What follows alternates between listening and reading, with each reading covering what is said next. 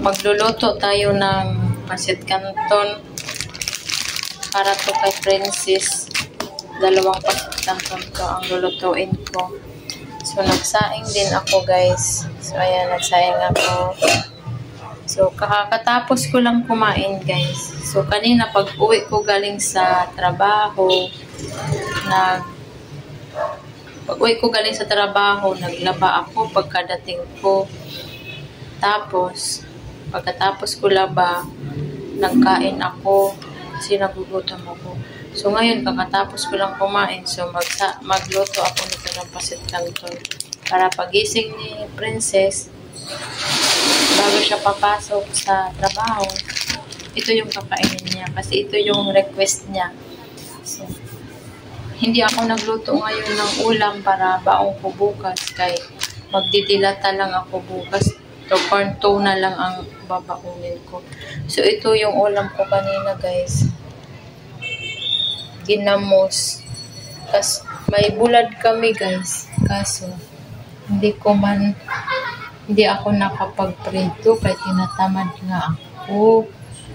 So, siguro bukas na lang siguro tutuhon.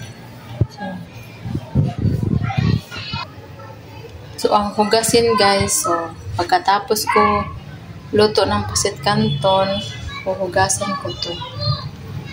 Ito yung lagayan ng kutsara ko. Tapos ito kay Princess.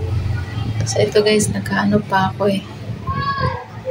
Nag-iinit pa ako ng tubig para sa pancit canton. So ayan ang mga dilata namin, guys. Mas marami yung San Barino kasi pag wala kaming ulam, ito ang baon namin. Tapos, ayun yung sardinas. Tapos, noodles. Tapos, pancit canton. So, mabilis maubos yung pancit canton kaysa sa noodles. Tapos, kahapon, nagbili ako ng mga sibuyas. Tapos, bawang. So, ayan, guys. Lagayan, guys. Puno yan. So, ito yung seasoning niya, guys. So, ilagay ko muna dito bago ko. Ilagay ko sa plato. Ito namin ko siya. Para hindi siya magbubo.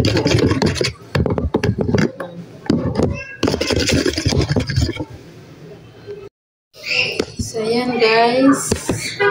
Pinalo-halo na natin ito. Diba, hindi siya magbuo-buo, kay inano ko na siya.